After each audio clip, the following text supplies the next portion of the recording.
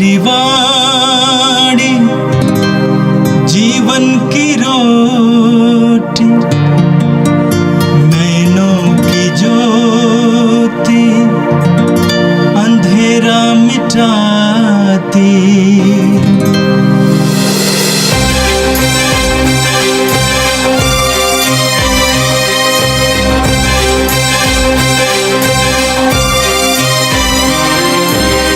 प्रभु तेरी वाणी जीवन की रोटी, नैनों की ज्योति अंधेरा मिटाती। प्रभु तेरी वाणी जीवन की रोटी, नैनों की ज्योति अंधेरा मिटाती। वाणी वाणी वाणी वाणी वाणी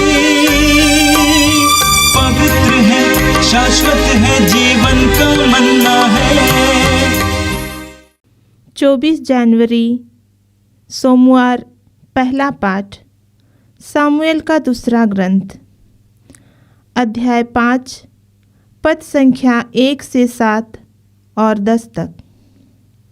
इस्राएल के सभी वंशों ने हेब्रोन में दाऊद के पास आकर कहा, देखिए, हम आपके रक्त भाई हैं। पहले भी जब साउल हम पर राज्य करते थे, आप ही इस्राएलियों को युद्ध के लिए ले जाते और वापस लाते थे। प्रभु ने आपसे कहा है, तुम ही मेरी प्रजा इस्राएल के चरवाहा, इस्राएल के शासक बन जाओगे। इस्राएल के सभी नेता हेब्रोन में राजा के पास आए और दाऊद ने हेब्रोन में प्रभु के सामने उनके साथ समझौता कर लिया और उन्होंने दाऊद का इस्राएल के राजा के रूप में अभिषेक किया। जब दाऊद राजा बना तो उसकी उम्र 30 बरस की थी और वह 40 बरस तक राज्य करता रहा।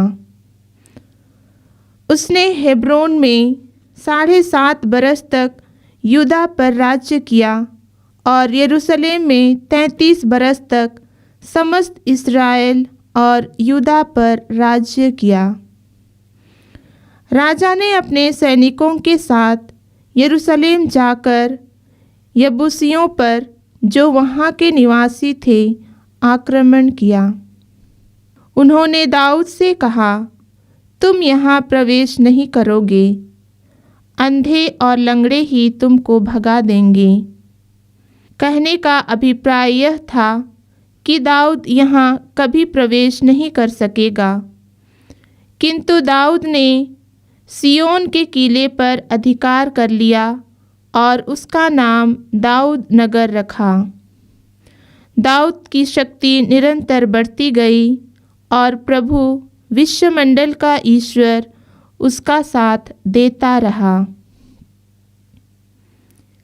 यह प्रभु की वाणी है। संत मार्कुस के अनुसार पवित्र सुसमाचार, अध्याय 3 वाक्य 22 से 30 तक। यरूशलेम से आए वे शास्त्री कहते थे, उसे बेल्जेबुल सिद्ध है और वो नरकदूतों के नायक की सहायता से नरकदूतों को निकालता है। यीशु ने उन्हें अपने पास बुलाकर ये दृष्टांत सुनाया। शैतान कैसे शैतान को निकाल सकता है? यदि किसी राज्य में फूट पड़ गई हो तो वो राज्य टिक नहीं सकता। यदि किसी घर में फूट कर पड़ गई हो तो वो घर टिक नहीं सकता। और यदि शैतान अपने ही विरुद्ध विद्रोह करे और उसके यहाँ फूट पड़ गई हो तो वो टिक नहीं सकता और उसका सर्वनाश हो गया है। कोई किसी बलवान के घर में घुसकर उसका सामान तब तक नहीं लूट सकता जब तक कि वह उस बलवान को ना बांध ले। इसके बाद ही वह उसका घर लूट सकता है। मैं तुम लोगों से कह देता हूं, मनुष्य चाहे जो भी पाप या ईश निंदा करे, उन्हें सबकी क्षमा मिल जाएगी, परंतु पवित्र आत्मा की निंदा करने वाले को कभी भी क्षमा नहीं मिलेगी। वह अनंत पाप का भागी है। उन्होंने ये इसलिए कहा कि कुछ लोग कहते थे उसे अवधूत सिद्ध है। ये प्रभु का दिव्य सुसमाचार है। क्रिस्त प्रभु की जय। मेरे प्रिय भाइयों और बहनों, आज का पहला पाठ सामुएल के दूसरे ग्रंथ के अध्याय 5 से लिया गया था। आपने सुना कि इस्राएली जनता दाऊद के पास आती है और उनसे आग्रह करती है कि वे उनका राजा बने, और उन्होंने उसको स्वीकार किया। वचन में आपने सुना, इस्राएल के सभी नेता इब्रोन में राजा के पास आए और दाऊद ने हेब्रोन में प्रभु के सामने उनके साथ समझौता कर लिया और उन्होंने दाऊद का इस्राएल के राजा के रूप में अभिषेक किया। वैसे आपने स्वयं सुना है सामुएल के पहले ग्रंथ के अध्याय 16 में कि सामुएल ने दाऊद को इस्राएल के राजा के रूप में प्रभु के आदेशानुसार अभिषेक दिया था, और उस समय से पवित्र आत्मा दाऊद के अंदर कार्यरत था। और अब यहाँ हमने सुना कि इस्राएल की जनता दाऊद से आग्रह करती है और दाऊद इस्राएल का राजा बनता है। आगे आपने वचन में सुना, जब दाऊद राजा बना तो उसकी उम्र 30 बरस की थी और वो 40 वर्ष तक राज्य करता रहा। उसने हेब्रोन में 7.5 वर्ष तक यूदा पर राज्य किया और यरूशलेम में 33 वर्ष तक समस्त इस्राएल और यूदा पर राज्य किया। वचन में लिखा हुआ है कि दाऊद ने 40 वर्ष तक इस्राएल पर शासन किया, 7 वर्ष तक यूदा के राजा के रूप में और 33 वर्ष तक समस्त इस्राएल के राजा के रूप में इस यरूशलेम में। मैं सोचता हूं कि मानव इतिहास में शायद ही कोई ऐसा राजा रहा हो जिसने 40 साल तक राज्य किया। दाऊद यशस्वी राजा बना। उसका कारण क्या है? अंत में आपने सुना, दाऊद की शक्ति निरंतर बढ़ती गई और प्रभु विश्वमंडल का ईश्वर उसका साथ देता रहा। यही इसका रहस्य है, मर्म है। दाऊद को ईश्वर साथ देता रहा। सामुएल के पहले ग्रंथ के अध्याय 18 में हम पढ़ेंगे, उसके वाक्य 12 में, साउल दाऊद से डरता था क्योंकि प्रभु दाऊद के साथ था।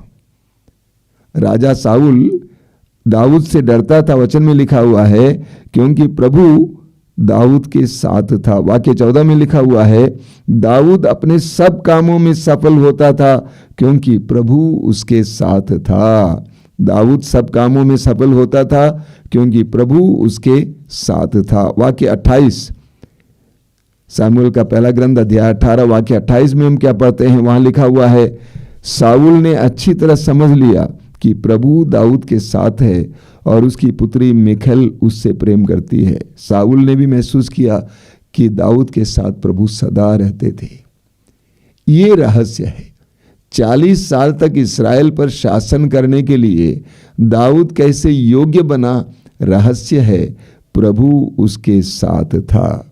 आपने सुना है पुराने विधान के यूसुफ के बारे में कि वो मिस्र देश में गुलाम की तरह बेचा गया, लेकिन वचन में लिखा हुआ है उससे सफलता मिलती थी क्योंकि प्रभु उसके साथ था। वो जहां कहीं भी जाता था उसको सफलता मिलती थी क्योंकि प्रभु उसके साथ था। आप निर्गमन ग्रंथ के अध्याय 33 वाक्य 15 में पढ़ेंगे, मूसा प्रभु से कहता है कि प्रभु, यदि तू स्वयं हमारे साथ नहीं चलेगा, अर्थात तेरा सानिध्य हमारे साथ नहीं रहेगा, तो हमें आगे बढ़ने की आज्ञा मत दीजिए। प्रभु का सानिध्य हमारे लिए सबसे बड़ी शक्ति है, ऊर्जा का कारण है। राजा दाऊद यशस्वी बना रहा, राजा दाऊद को विजय मिलती रही क्योंकि प्रभु उसके साथ था। जब प्रभु हमारे साथ है, हमें भी इसी तरह सफलता मिलेगी। रोमी अध्याय 8 वाक्य 31 में पौलुस कहते हैं, जब प्रभु हमारे साथ, ईश्वर हमारे साथ है, कौन हमारा विरोध कर सकता है? प्रभु का सानिध्य जिस तरह दाऊद के लिए शक्ति का स्रोत बना, उसी तरह हमारे लिए भी शक्ति का स्रोत बनेगा।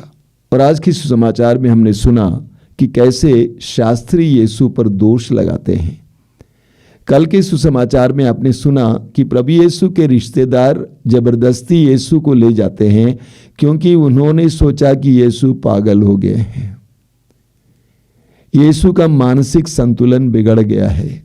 और आज के सुसमाचार में आपने देखा वहां पे क्या लिखा हुआ है, यरूशलेम से आए हुए शास्त्री कहते थे उसे बेलजेबुल सिद्ध है और वो नरक दूतों के नायक की सहायता से नरक दूतों को निकालता है।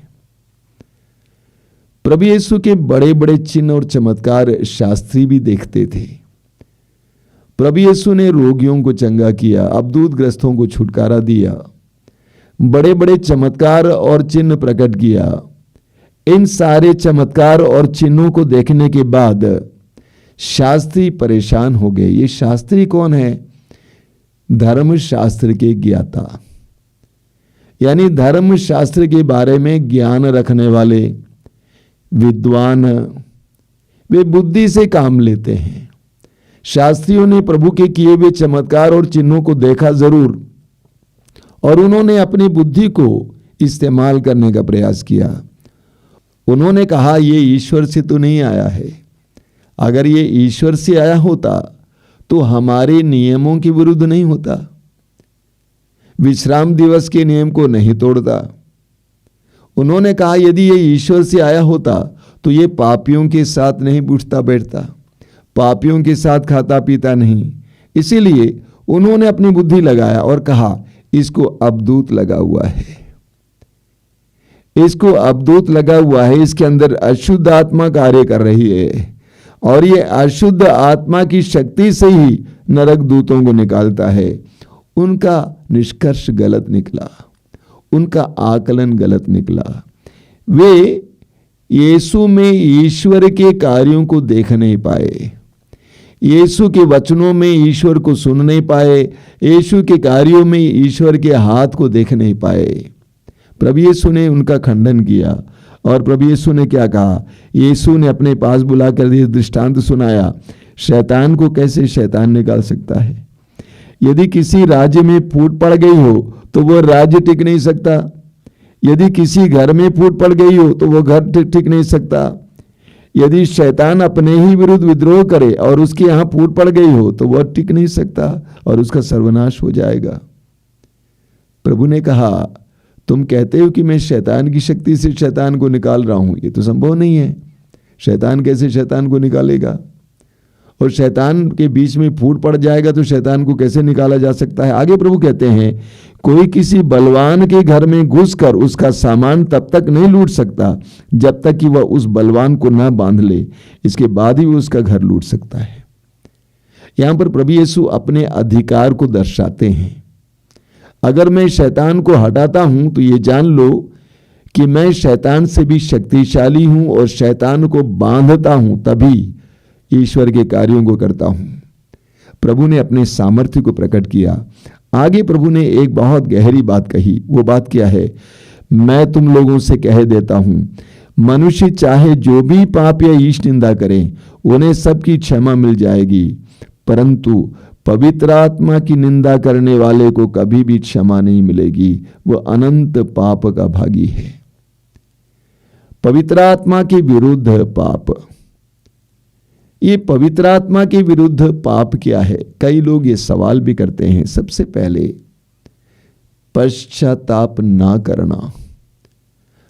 पाप का एहसास करने के बावजूद पश्चाताप ना करना, ऐसे लोगों को पाप क्षमा नहीं मिल सकती है। दूसरा, सच्चाई को जानता है तब भी उस सच्चाई को स्वीकार करने के लिए तैयार नहीं है। शास्त्रियों फरीसियों ने देखा कि यीशु ईश्वर का सामर्थ्य प्रकट कर रहा है, उनकी आंखों के सामने हो रहा था, सच्चाई को देख रहे थे, तब भी उन्होंने उसको ईश्वर को उसके लिए यश नहीं दिया, बल्कि उसके अंदर दोष ढूंढा। ये शैतान का काम कर रहा है, ये अबदूत का काम कर रहा है। सच्चाई जानते हुए भी सच्चाई को स्वीकार ना करना बल्कि गलत दोष लगाना, यह पवित्र आत्मा के विरुद्ध पाप है। पवित्र आत्मा के विरुद्ध पाप का अर्थ यह भी है कि पवित्र आत्मा के अधीन ना होना। जानबूझकर पवित्र आत्मा के अधीन ना होने के लिए निर्णय लेना। मैं जानता हूं कि पवित्र आत्मा मेरे जीवन में कर सकता है, इसके बावजूद मैं पवित्र आत्मा के अधीन ना होऊंगा। ये व्यक्ति और ये पाप क्षमा के योग्य नहीं है, क्योंकि जानबूझकर ईश्वर की आत्मा और सच्चाई के विरुद्ध कार्य कर रहा है। आज हम प्रभु से प्रार्थना करेंगे कि प्रभु हमें तुझे पहचानने की कृपा दीजिए। ना केवल तुझे पहचानने बल्कि सच्चाई को पहचानने की कृपा दीजिए। कभी कभी हम भी इसी तरह करते हैं। कई लोगों के अंदर प्रभु कार्य कर रहे हैं, भलाई हो रही है, लेकिन उस भलाई को हम देख नहीं पाते हैं, बल्कि ठीक इसके विपरीत हम उन पर दोष मढ़ते हैं, गलत दोष मढ़ते हैं। हम प्रभु से प्रार्थना करें कि प्रभु हमें उदार बना, हमारी बुद्धि को प्रकाशित कर, हमारी बुद्धि को खुला बना, हमें उदार बना, ताकि पवित्र आत्मा की क्रियाशीलता को हम देख सकें, समझ सकें, अंगीकार कर सकें। आइए हम प्रार्थना करें। प्रभु यीशु, धन्यवाद देते हैं आज के सुंदर दिन के लिए, इन पवित्र क्षणों के लिए धन्यवाद देते हैं, तेरे पवित्र वचनों के लिए धन्यवाद देते हैं। तूने कहा है जब पवित्र आत्मा आएगा तुम्हें पूर्ण सत्य की ओर ले जाएगा। हमें इस पवित्र आत्मा का प्रकाश दीजिए, ताकि हम भी सच्चाई को, सत्य को जान सकें, परख सकें, पहचान सकें, अंगीकार कर सकें, ताकि हम पवित्र आत्मा के विरुद्ध पाप ना करें। ए प्रभु यीशु, इन वचनों को सुनने वाले मेरे भाई बहनों को आशीर्वाद देना। आज का संपूर्ण दिन उनके लिए अनुग्रह का दिन बनाइए, आशीष का दिन बनाइए। हमारी इस प्रार्थना को ग्रहण कर, आमीन। प्रभु तेरी वाणी जीवन की रोटी, नैनों की ज्योति अंधेरा मिटाती। वाणी वाणी वाणी वाणी वाणी पवित्र है, शाश्वत है, जीवन का